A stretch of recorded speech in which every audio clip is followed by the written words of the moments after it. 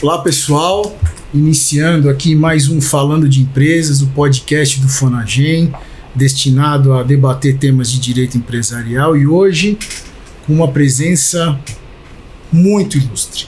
Eu particularmente tenho um carinho muito grande por nosso querido ministro Paulo Dias de Moura Ribeiro, não só por ele ser oriundo do tribunal ao qual eu pertenço, Tribunal de Justiça de São Paulo, como o senhor gosta de falar, o TJão, né? Mas porque o ministro Dias Ribeiro foi meu orientador no meu doutorado, e eu tive a oportunidade de conviver com ele, e assim, todos nós sabemos da grandiosidade e da proficiência técnica do ministro, mas ele é uma pessoa absolutamente humana, um verdadeiro exemplo de magistrado, que eu acho que deve assim, servir de parâmetro para todos nós colegas. E ministro, muito obrigado por aceitar o nosso convite, eu estou muito feliz. O ministro Moura Ribeiro, que ingressou na magistratura paulista em 1983, em 2005 foi promovido ao cargo de desembargador do Tribunal de Justiça do Estado de São Paulo, TJão, e aí tomou posse como ministro do Superior Tribunal de Justiça em 2013 e atuou como presidente também já da terceira turma da corte, né? Então, ministro, mais uma vez, muito obrigado, tá? Eu muito feliz de estar aqui, muito honrado com a sua aceitação do seu convite. E nós vamos debater aqui questões envolvendo a desconsideração da personalidade jurídica em conjunto, né, com o querido Sérgio Ricardo de Souza, desembargador do Tribunal de Justiça do Espírito Santo, tem trajetória como juiz auxiliar da presidência do STJ e na Corregedoria Nacional de Justiça, né, sempre contribuindo para boas práticas da justiça do país. O desembargador Marcelo Vieira de Campos, desembargador do Tribunal Regional Federal da Terceira Região, São Paulo, Mato Grosso do Sul, né? Também atuou como juiz efetivo do Tribunal Regional Eleitoral de São Paulo, participou da reforma do Judiciário como secretário, também uma vasta carreira. O Dr. Luiz Cláudio Montoro Mendes, que é o presidente do Instituto Recupera Brasil, organização sem fins lucrativos que atua na promoção e desenvolvimento da reestruturação de empresas, e hoje com a gente também nos honrando a doutora Carolina Merizio, vice-presidente do IRB, também com vasta experiência e atuação no âmbito das empresas. Iniciando aqui o nosso bate-papo, falando da desconsideração, nós temos sempre o antecedente, que é a regra, que é a autonomia patrimonial da pessoa jurídica, que é uma regra voltada para fomentar o empreendedorismo, garantindo ao empreendedor que destaque parcela do patrimônio, destine para aquela pessoa jurídica e que somente esse patrimônio responda pelas obrigações sociais e não o patrimônio pessoal dele. Mas, infelizmente, nós temos situações de abuso e por isso surgiu a desconsideração da personalidade jurídica, foi incorporada no nosso ordenamento nos microsistemas do CDC, lei ambiental, lei antitrust, que adotam a teoria menor da desconsideração, ou seja, menos requisitos, menos exigências. Mas, ministro, minha primeira pergunta: o Código Civil, que trata da teoria maior, que é a que geralmente é aplicada para os agentes econômicos, empresários e não empresários, sofreu uma profunda reforma com a Lei de Liberdade Econômica. Como é que o senhor enxerga todas essas mudanças que vieram com a Lei de Liberdade Econômica para a aplicação da teoria maior? Bom, primeiro eu quero inicio cumprimentando pela iniciativa, que é sempre muito importante essa conversa a respeito de um tema tão relevante que cutuca numa sessão que nós não tenhamos um caso de desconsideração da personalidade jurídica, seja direta, seja inversa. Então é uma coisa que vem nos preocupando bastante e nós temos que nos dedicar a isso. Eu queria, antes de mais nada, fazer a minha saudação ao João Rodrigues Filho, colega de toga limpa, brilhante, cheia de LEDs, que me lembrou agora nessa fala sua de início, a meu respeito, me lembrou um pouco Cazuza, fala exagerado, né? Mas muito agradecido pela sua gentileza, assim como cumprimento também o presidente do Instituto Recupera Brasil, Luiz Cláudio Montoro Mendes. Muito obrigado, parabenizo pela iniciativa. Doutora Carolina Merizio, que é a vice-presidente do Instituto Recupera Brasil. O colega de muito tempo, desde acompanha a sua carreira, chegando à magistratura, desembargador Marcelo Vieira de Campos, com muito gosto, trabalhei nessa sua campanha, encerramos fileira juntos, e o colega Sérgio Ricardo, né, que está conosco aqui, teve muito tempo aqui conosco, seja sempre muito bem-vindo a esta casa. Eu queria, Joãozinho, se me permite, abrir um pouco o leque da nossa conversa. Claro. E pensar o seguinte, olha, na verdade, nós precisamos ter um olho fixo no que nos embala quando falamos em desconsideração da personalidade jurídica. O que nos embala é efetivamente o capital.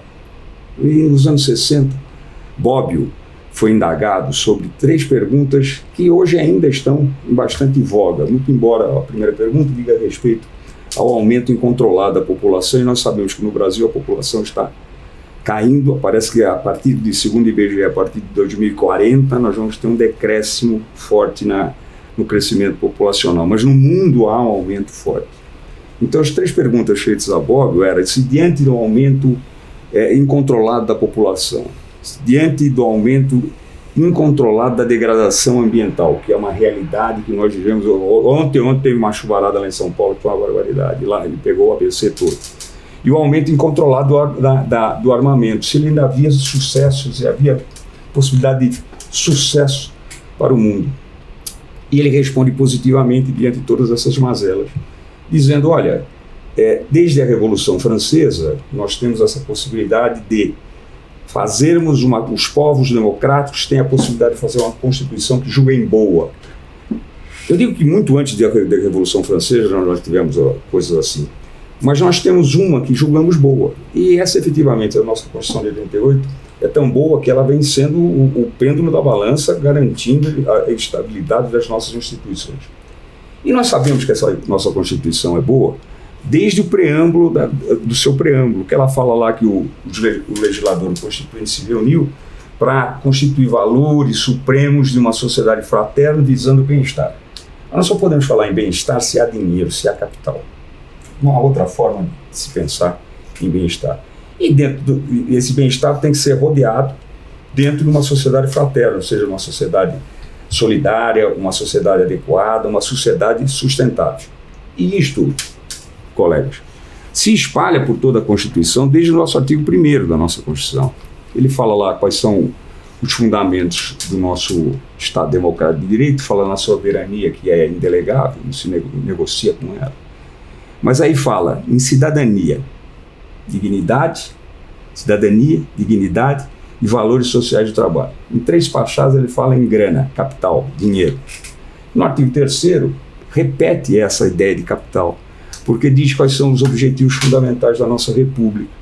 E ao dizer quais são os objetivos fundamentais da nossa República, o Constituinte falou, construir uma sociedade livre, justa e solidária, dinheiro.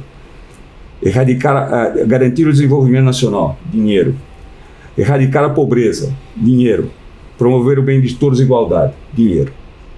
E se eu não estou feliz com isso, não quero acreditar que o dinheiro, o capital bom, é aquele capital que efetivamente exorna toda a nossa vida jurídica e social, eu vou para o 170 da nossa Constituição, e no 170 da nossa Constituição, que trata da ordem econômica e financeira, lá nós temos valores que são anotados, que trazem essa ideia do que é o capital, do que o legislador, o Constituinte pensou para nós de capital. E ele fala lá, quais são os princípios que norteiam a nossa ordem econômica. Repete, portanto, a soberania nacional, e aí vem capital. Propriedade privada, função social da propriedade, livre concorrência, defesa do consumidor, tudo capital. Defesa do meio ambiente, do seu qual nós não estaremos aqui, redução da desigualdade, tudo capital. Busca do pleno emprego, capital. Tratamento favorecido das empresas de pequeno porte. Esses são, portanto, os princípios que norteiam a nossa ordem econômica e financeira. Mas também é outra coisa, tem 2 fundamentos, esses 2 fundamentos estão no caput. E esses 2 fundamentos que estão lá no caput diz assim para nós, o fundamento da valorização do trabalho humano, capital, e livre iniciativa, capital. Tudo isso enroscado numa finalidade só. E qual é essa finalidade? Está lá no caput também. A finalidade é assegurar a todos uma existência digna conforme os ditames da justiça social. Portanto, nós estamos aqui pensando que tudo o que nós pensamos da nossa Constituição, extraímos dela, é que nós temos satisfação de ter um regime capitalista. Mas que capital é esse, presidente? Eu penso, né? É um capital, portanto, pelos dados que traz a Constituição, é um capital que nós pensamos que é um capital que tem perfume, que tem cheiro bom, digo eu. É um capital que tem alma. Ora, então, se nós temos que preservar esse capital desta forma que foi colocada para nós temos que, efetivamente, lutar para que seja assim, conforme os ditames da justiça social que ela visa. E nessa toada, não se pode conceber que alguém vigie o patrimônio da empresa. Não é possível. Nem sequer ao contrário. E como falou o Joãozinho, realmente nós temos essas duas teorias que envolvem a nossa questão aqui. Nós temos a teoria maior, que é do artigo 50, e temos a menor, que é a vamos ficar com 28, mas o Código Tributário eu acho que é 135 também, né? E nós temos um problema gravíssimo entre nós, que é a questão do grupo econômico, no artigo 2º da CLT. Qualquer coisa lá é grupo econômico e se desconsidera a personalidade jurídica. E nós temos aqui enfrentado vários problemas grandes a esse respeito. Eu tenho alguma jurisprudência aqui a respeito do que o STJ vem pensando na manutenção desse capital com alma. Nós temos uma coisa aqui que nós resolvemos há pouco tempo, um conflito de interesse numa matéria extremamente debatida na segunda sessão, e a grande questão que se colocava é como é que fica essa questão da desconsideração e quem é que pode desconsiderar? Pode ser o juiz trabalhista, pode ser a justiça federal, pode ser. Ou tem que ser o juiz universal. E com esse artigo 82A da reforma da lei, por uma margem apertadíssima, a sessão entendeu que qualquer um dos juízes tem poderes para desconsiderar a personalidade jurídica, não necessariamente o juiz universal. Lembro muito bem da posição defendida pela ministra Nancy Andrighi, que dizia, mas isso pode ser um perigo. Mas o problema é que a lei nos deixou esse buraco, né? Então, segundo consta lá, nós não teríamos necessidade de falar em desconsideração da personalidade jurídica só pelo juízo da falência. Talvez seja uma boa oportunidade para o Recupera Brasil e a bater as portas do direito e falar, olha, parece que isso aqui está muito aberto. Talvez, né? Nós tivemos uma outra questão de grupo econômico, também, já que é um tema que nos preocupa bastante, e nessa questão do grupo econômico e em foco do artigo 50 do nosso Código Civil, nós fixamos que há necessidade forte, isso também na sessão, a necessidade do juízo de baixo, do Tribunal de Justiça, se manifestar a respeito dos requisitos, da presença dos requisitos, é isso que nós vamos examinar. Então nós estamos prestigiando a teoria maior, que foi a sua menção. Curiosamente, separei esse acordo, foi da ministra Isabel Galotti. Eu tenho alguns outros acordos aqui que me pareceram que caberiam bem aqui hoje, a respeito da teoria maior. Nós temos vários acordos aqui, isso aí nós estamos absolutamente sossegados quanto a isso, e um acordo paradigma do ministro Luiz Felipe Salomão, dizendo da necessidade do ato intencional dos sócios em fraudar terceiros com essa demonstração da confusão patrimonial. No direito tributário, conforme mencionado, é 135 mesmo, fixado até por súmula, basta uma dissolução irregular. Talvez tenhamos que caminhar para isso, eu também não sei se isso seria o melhor, mas é uma possibilidade. E outro assunto que me pareceu extremamente importante foi uma relatoria do ministro Mauro Campos, exatamente no 135, dizendo que se a pessoa fecha as portas com encerramento irregular, sem deixar aviso para onde foi, ou deixar um representante, coisa que o vale, se não houve reserva de bens suficiente para pagar, os credores, nessa hipótese nós temos a desconsideração da personalidade jurídica, assim como no direito do consumidor, assim como no direito ambiental, fica valendo a teoria menor. Há uma coisa que me vem preocupando, eu não sei se é já a hora de eu parar aqui, mas algumas coisas que são interessantes, né? E Está me preocupando muito essa lei de empreendedorismo social. É recentíssima. Ela parece que ela quer nos levar à ideia, não estamos desviando o assunto não, porque eu vou chegar lá, a ideia de que ela seria uma forma de cooperativa, com autogestão. Então, quando eu tiver que dar uma procuração, esse empreendedorismo, eu tenho que assinar 17 pessoas a procuração. Ela pode abrir falência? Quem responde? Todos. Vamos desconsiderar a personalidade jurídica dos tantos cotistas que estão alterados. Todos eles. Ou até inversamente, de todos eles. Se eles não têm representação, embora o Supremo tenha dado possibilidade de cooperativa, de médico, postular a recuperação judicial.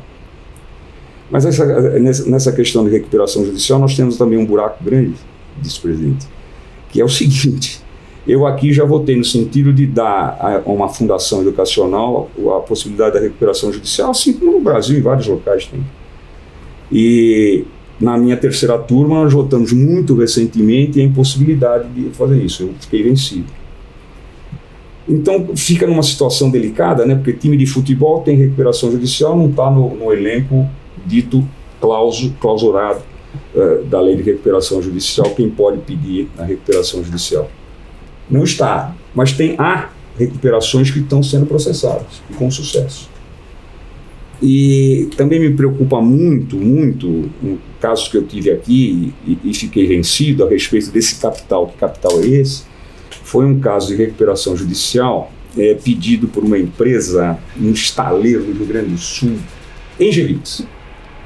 Esse estaleiro estava trabalhando com recuperação, trabalhando direitinho, e veio o seu China Bank, falou assim: não, eu tenho garantia, eu não concordei com isso. Nem sequer fui à Assembleia e não concordo com isso, que eu tenho garantias, eu quero executar direto. E o caso bateu na minha mão. Mas eu perguntei para mim, presidente, que capital é esse que o seu China Bank tem? Ele faz o que ele quer, ele pode quebrar a empresa do jeito que ele quer, como ele bem pensar que quebra. Não me pareceu adequado. Mas fiquei vencido. E esse foi meu voto, no sentido que o senhor não foi lá. A grande maioria foi. E está pagando, e estava pagando. Se não tivesse pagado, não, mas eu vou receber em não sei quantos anos, porque o seu capital é mais cheiroso que o dos outros. Quer dizer, então o senhor tem esse privilégio de poder fazer a execução ao seu bel prazer. E por fim, uma questão aqui também que me deixa preocupado é a respeito de uma outra empresa chamada JWA. Ela é do Nordeste, mas também ocorre em São Paulo. E essa empresa pediu a recuperação, fez o plano, e o Banco do Brasil, que tem função social, quer queira, quer não queira, ele falou: não estou de acordo com isso.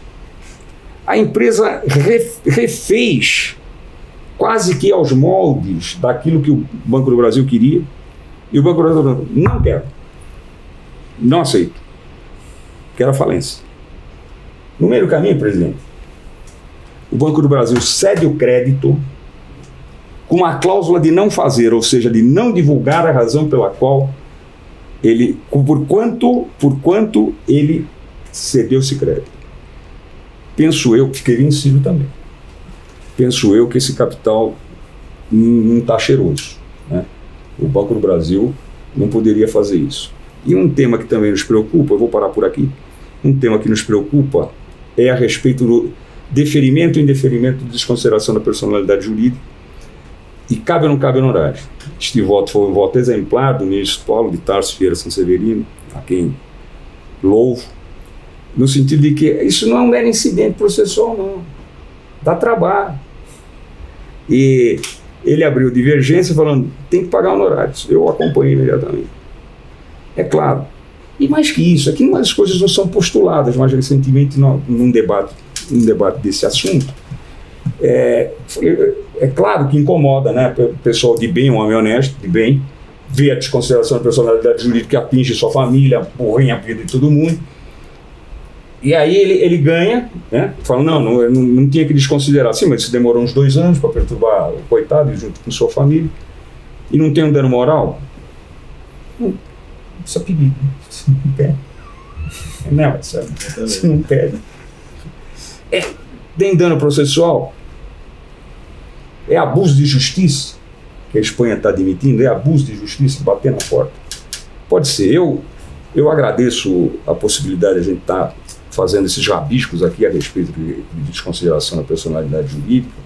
Fico aí à disposição. Cumprimento mais uma vez pela iniciativa, que é muito salutar, sempre se possa debater temas de importância social como este. Acho que é muito importante e eu me coloco à disposição para a gente bater um papo mais sobre essas questões que foram levantadas. E agradeço o convite para participar desse encontro tão gostoso. Muito obrigado.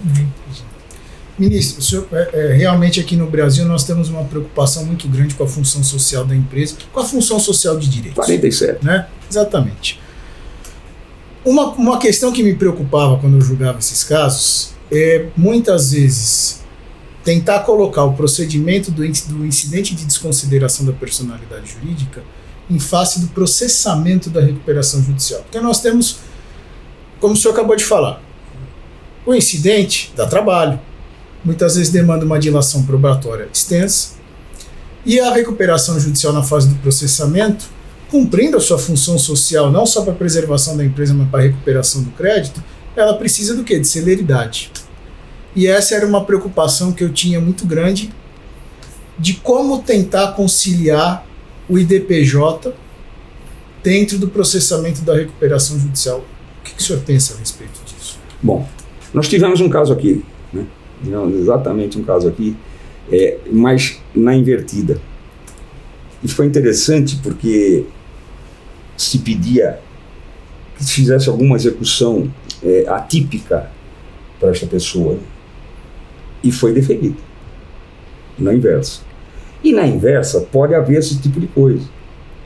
E nós já estamos pensando também nisso. Ou seja, um caso em que na inversa houve a desconsideração sim, e se tomou medidas atípicas, se tomou passaporte, se eu não estou enganado, carteira de habilitação, até porque a pessoa é perigosa, se não tem nada. Se tiver um acidente de carro, como é que vai pagar isso aí? E se não tem nada, para que vai viajar para o exterior? Tipo uma coisa sem sentido. Nós tivemos um caso, mas é pouco postulado, mas vai pegar, né? Isso vai pegar. Acho que é uma forma, talvez, mais eficaz de conseguir o intento da solvabilidade, né?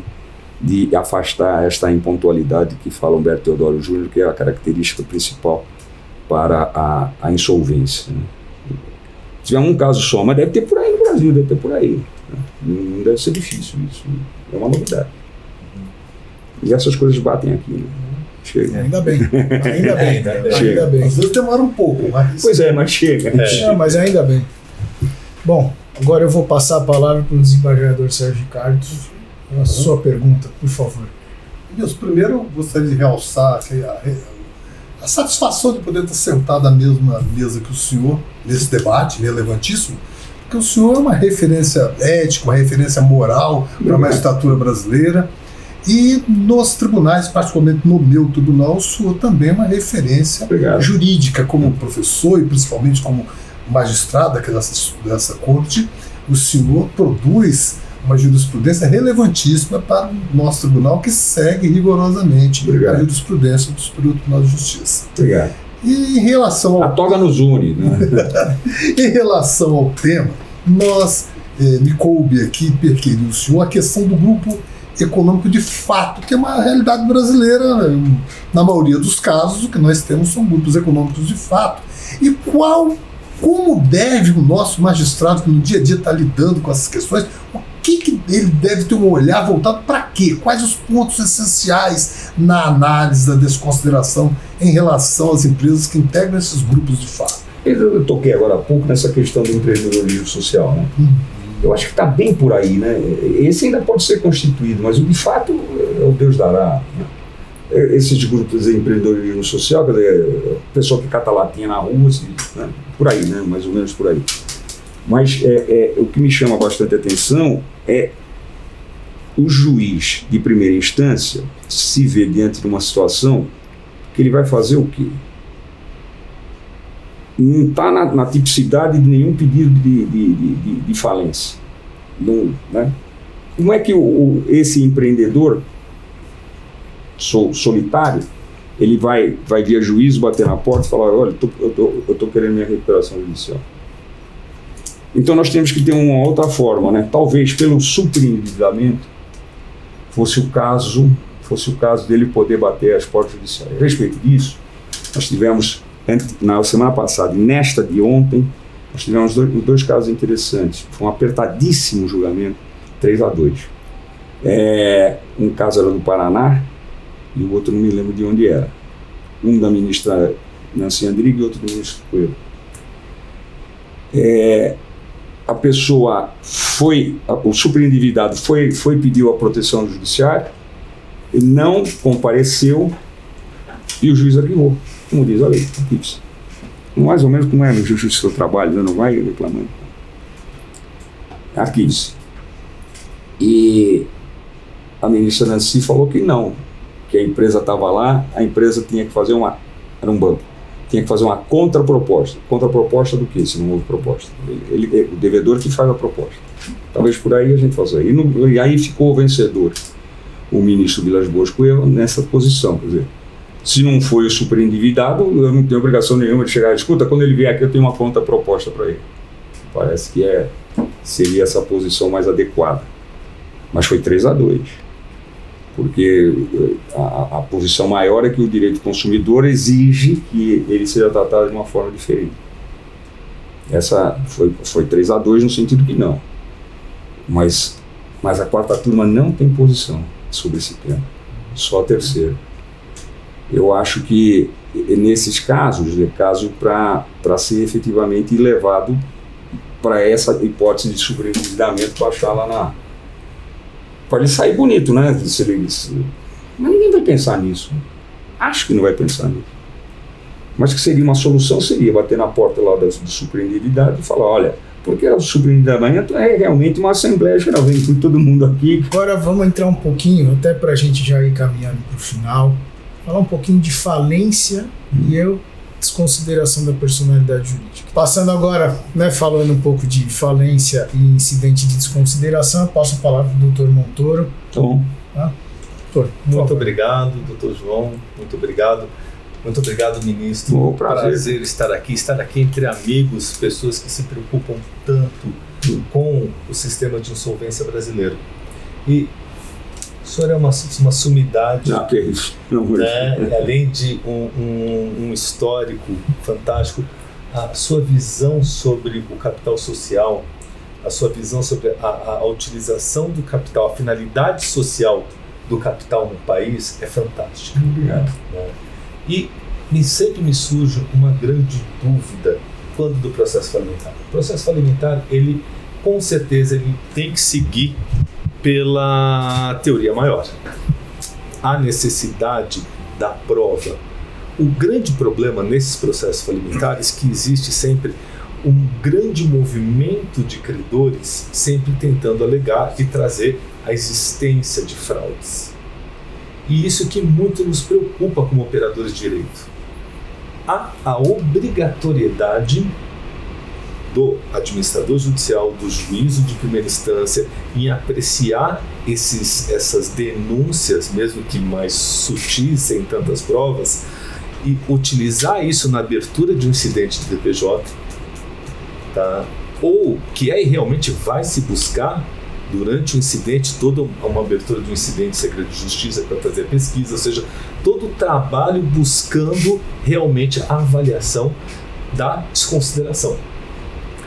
É uma obrigatoriedade ou é uma discricionariedade de falar, não, eu entendo que há denúncias, mas não vamos investigar? Se tem crime, por exemplo, eu acho que o MP tem que agir. O juiz fala, olha, vai lá. E se não quiser, ele usa do Código de Processo, fala, olha, ele representa o procurador-geral. Acho que é isso. Se tem fraude, nós não vamos fazer o trilho no vídeo. O MP se não age, o juiz tem caneta na mão para tomar as medidas que precisa tomar. E nós não podemos dar esse recibo havendo fraude, né? Inclusive a administração judicial. Até nessas hipóteses de fraude, nós temos uma evolução boa, né? Até legislativa, quando se vê agiotagem. Né? Vira e mexe aparece agiotagem aqui, por mais que possa parecer de uma coisa aqui, mas vira e mexe aparece. E na agiotagem, a prova é contrária. Eu não tenho que provar que tomei dinheiro de agiota. É ele que tem que provar que não fez agiotagem. Isso que vai por aí também, né? Não podemos fechar o olho para isso. E eu acho que aí o judiciário caminhou bem, né? Inverte a coisa, né? Ele que faça a prova. Agora, tendo fraude não é bom. De uma forma ou de outra, ela vai aparecer. Por mais que seja bonito o jogo, a fraude vai aparecer. Felizmente, ela vai aparecer. Não tem como esconder fraude. De uma forma ou de outra, ela vai aparecer. Tem vários casos aqui, eu posso dar vários exemplos de fraude que é aquele cheiro que não tá bom. A gente olha para você, aqui tem uma coisa que são 42 anos de magistratura, né? A gente olha e fala, tem coisa errada aqui. Fraude tem que apurar. Fraude tem que ser apurada. E fraude não deve prescrever, né?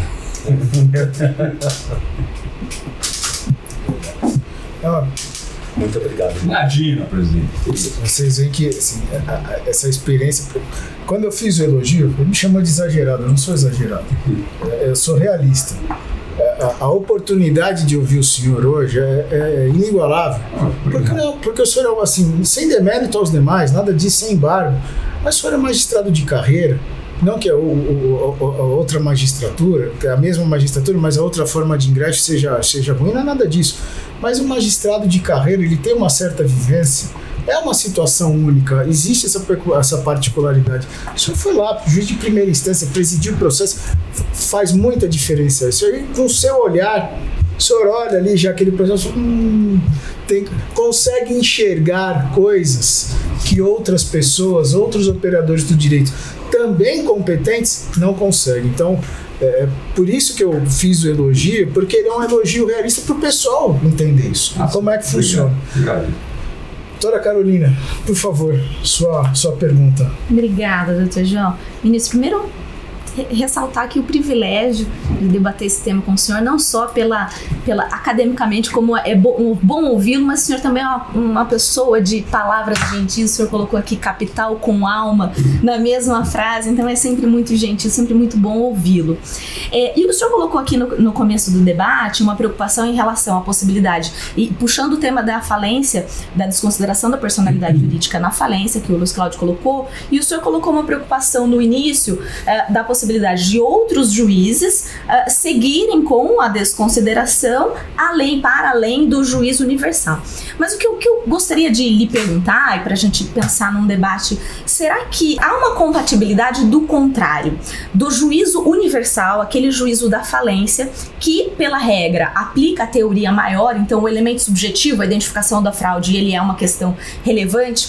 Há espaço, há uma compatibilidade para esse juízo falimentar também aplicar a teoria menor, e aí na tutela dos direitos vulneráveis que na origem tem a proteção da teoria menor. Então, eventualmente, dentro de uma classe de credores que eu tenho, credores múltiplos, né, credores muito diferentes, mas eu tenho credores de natureza consumerista e que, eventualmente, na origem teriam essa proteção da teoria menor.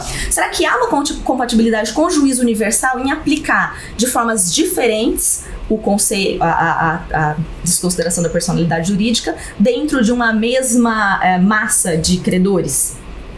A sua pergunta é bastante interessante. Nunca me debrucei numa situação como essa. Mas antes de mais nada, eu queria saudar todas as mulheres do Fonagem e a sua pessoa. Confesso que precisava pensar um pouco a respeito disso, né? Se nós temos dentro de um processo de falência, nós temos credores de uma categoria de consumo e outros quirografados, como é que esse merece um outro tratamento um ou outro? Porque se quebrar, se der a desconsideração pelos 50, vai beneficiar os consumidores. Acho que se der, o problema é o inverso. Do contrário. Se der para os consumidores, se isso facilita. Se for para fins tributários, facilitará, né? Sim. Eu tenho tentado um avanço. Será que... Porque o processo tem que ter um ritmo de certo formalismo, eu acho que não se queira. Eu acho que se quebrar o maior, vai para o menor. Agora, o inverso, eu acho que não me soa bem, mas eu não sei se seria razoável fazer essa aplicação, não sei mesmo. Acho que tem um pouco de dúvida. Eu também. Vamos pensar, vamos todos ali. Até porque a gente ainda teria a possibilidade de execução individual. Sim. Se fosse o caso, né? Assim, também só para adicionar mais um dado, eu entendo esse desconforto do senhor, porque senão talvez ficasse amplo demais o processo falimentar para daí sair desconsiderando qualquer coisa, né? E sendo que assim, eu sempre olhei o seguinte: eu estou afastando a jurisdição, ele consegue a jurisdição de outra forma? Consegue. Então acho que este caminho talvez não seja o mais apropriado, vá por outro caminho, não sei. É uma reflexão, mas a pergunta é muito adequada. E o tratamento igualitário dos criadores de falência a gente tem que também pensar. Seja o caso do Instituto, vai o legislador e fala, escuta, tem um buraco aqui, né? Precisamos resolver isso aí. Agora, falar em desconforto, também me desconforta um pouco. Às vezes a pessoa dá um nome para uma sociedade, tem uma cota. Né? O verdadeiro devedor se manda fora e essa pessoa que tem uma cota, tem um apartamento, sei lá, um imóvel, vai perder. Já bateu isso aqui algumas vezes. O ato de gestão é um ponto relevante. Se não demonstra que uma cota por uma cota, só se demonstrar que ela com uma cota era controladora da empresa. Né?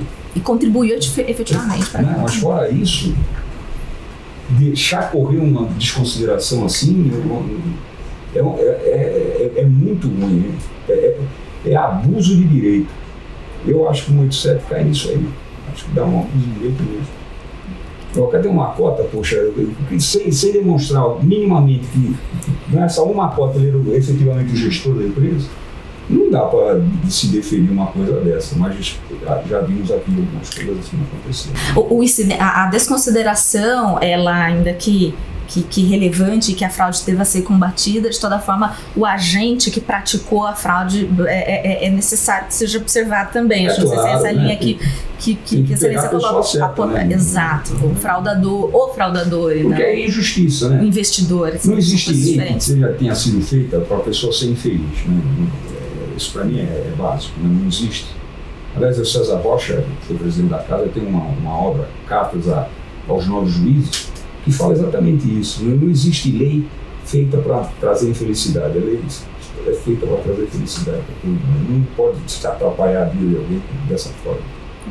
Muito obrigada. Imagina que é isso, gosto meu. E leve meu abraço a todas as mulheres que ficam saudade do Fonagem e com saudade na sua pessoa. Para terminar, ministro, falei que era um bate-papo tranquilo, rápido. E não por isso que não seja profundo. Né? Desembargador Marcelo Vieira de Campos. Obrigado, doutor João. Renovar aqui a alegria de estar com os eminentes colegas, eminentes amigos. E aqui uma grata satisfação em revê-lo, ministro, um dileto amigo.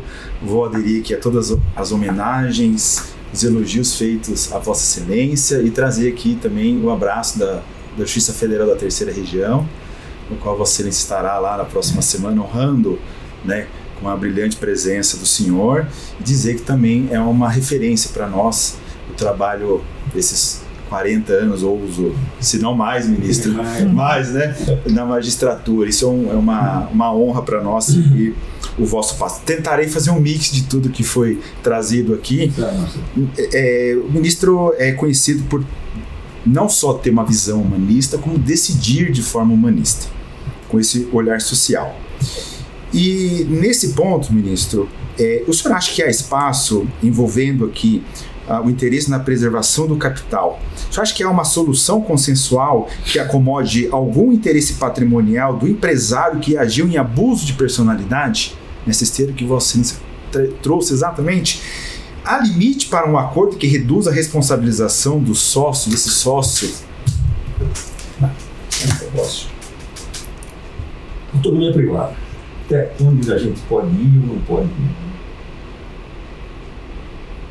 está batendo aqui na minha porta, no caso, em que...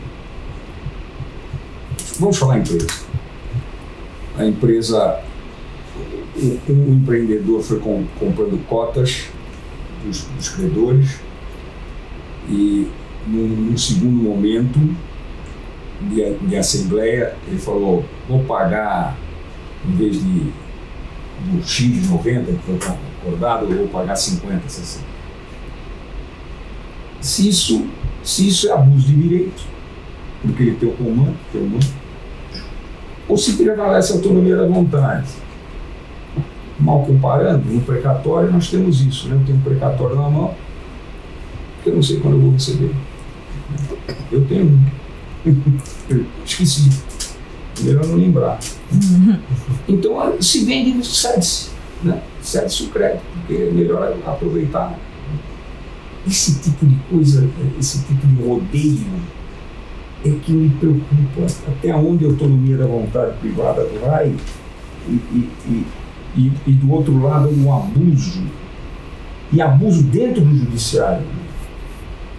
É difícil mensurar isso, né, Marcelo? É muito difícil.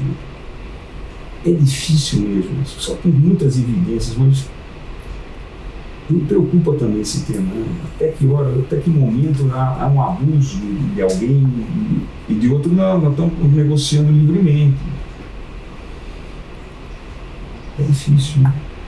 Vejo que são temas que realmente nos preocupam, né? E tem que nos preocupar. Nós vivemos para isto, né? É assim a magistratura, né? A toga nos une, então a magistratura nos faz pensar. Apesar de ter uma chincalhada, lutada nos últimos tempos, indevidamente, ela continua sendo o único respaldo do cidadão para vir bater na porta e falar: pô, não é bem assim que está acontecendo. A gente tem que ouvir, tem que pensar. Boa observação. Também, a vice-presidente também, boa observação. Quem sabe o Instituto vai lá bater no legislativo e falar: olha, tem um negócio aí que precisamos resolver. Né? E precisa, né? A função do Instituto é essa. O ministro Paulo de Tarso Azevedo, é a segunda vez que eu falo dele. Como nós estamos julgando esse caso que deu 3-2, eu lembrei dele falar assim: ao final de cada ano, todo o Tribunal Superior deveria ir ao Legislativo e falar: olha, lacunas legislativas essas aqui que o senhor precisa resolver. Mas nós nunca fizemos isso. Eu não sei porquê, mas que é só bater na porta dele, porque vai ter alguém que vai encampar a ideia e falar: é mesmo, pô, ele está lá para isso também, para saber o projeto dele. E eu acho que essa grande função dos tribunais superiores seria essa. No final de cada ano, olha, nesses casos aqui, encontramos essas dificuldades, só tirar essa dificuldade, né? Essa interlocução entre os poderes. Mas basta isso. Porque tem gente lá querendo ouvir também. Fala: é mesmo? Pô, então vamos fazer um projeto aqui. Eu tive a oportunidade, como o presidente trouxe, né?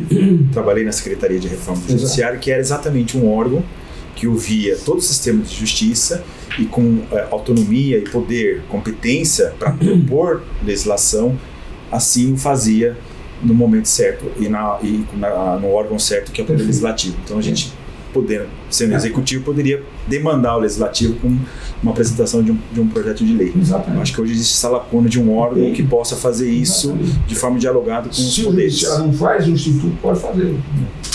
Tá. Eu tenho competência para chegar lá, bater na porta. Não podemos ajudar em muitas coisas. As próprias associações também, né? Sem dúvida. As próprias também não associações. Está melhorando um pouquinho. Tomara a Deus. Oxalá. Vamos lá. Desembargador Sérgio Ricardo, suas considerações finais. Eu só tenho a agradecer a deferência do ministro. Aliás, ministro, o senhor é reconhecido aqui nessa corte. A gente teve a oportunidade aqui de conviver com vários outros ministros, exatamente não só pela sua sapiência como ser humano, mas pelo seu conhecimento jurídico e por esse jeito especial, essa educação esmerada do senhor. É isso que todo mundo aqui reconhece, todos que o recebem elogiam, se referem a isso. E o senhor, mais uma vez, demonstrou isso para todos nós aqui. Além de tudo, uma conversa tranquila, conversa leve, mas com esse jeito humano, com esse jeito extremamente educado, polido. Muito obrigado. Eu que agradeço a sua gentileza, mais uma vez. Desembargador Marcelo, por favor. Isso vem de um paulista de Santos, essa gentileza, vem das brisas de Santos, né, ministro? Da praia. Da praia, né, com toda aquela brisa maravilhosa do nosso litoral, que moldou essa pessoa brilhante, essa pessoa magnífica, essa pessoa carinhosa, que abraça todos nós, né, com essa forma gentil, que nesse bate-papo é muito gostoso. Parabéns, ministro, por satisfação revê-lo e muita saúde sempre. Doutor Montoro. Ministro, a sua visão, o seu lado humanista, a sua visão da utilização do capital para um sentido, lógico, capitalista, mas com uma visão humanista é algo que encanta muito nós, operadores do direito. Então, a única coisa que eu posso colocar aqui é gratidão. Muito obrigado por ter participado conosco. Não, grato sou eu, né? O Aldo Mena Barreto falou que a gratidão é o perfume da alma, eu acho.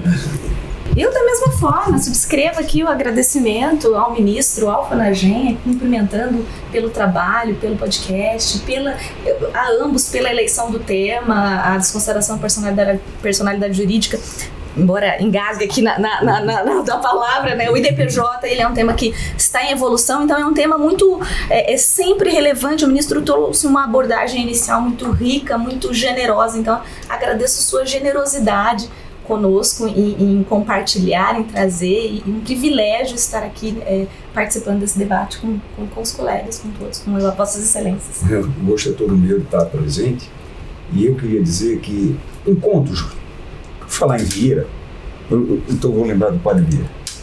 Encontros como esse me lembram o Padre Vieira. Espaço, as pegadas de encontros como esse ficam nos nossos corações jurídicos para sempre. Muito obrigado pela participação, Josi. E obrigado pelo convite, e obrigado a todos aqui que estão aqui e vieram aqui no meu gabinete para a gente fazer esses rabiscos a respeito desse tema tão importante para nós. Muito obrigado, uma boa tarde a todos, obrigado. Ministro, é óbvio que aqui é um encontro institucional, FONAGEM, RB, o senhor aqui como ministro da STJ, mas particularmente eu vou permitir fazer um agradecimento pessoal a Deus pelo privilégio de ser juiz do Tribunal de Justiça de São Paulo, de ter podido contar com a sua orientação, conviver com o senhor e estar aqui hoje. É um agradecimento que eu faço a Deus. Muito obrigado. Eu que agradeço. Deus lhe pague a gentileza. Muito obrigado. Então tá certo. E pessoal, em breve esse episódio vai estar no canal do YouTube, @FONAGEM, e também no Spotify, para que todos possam se deleitar aqui com essa conversa leve, mais profunda. Um grande abraço a todos.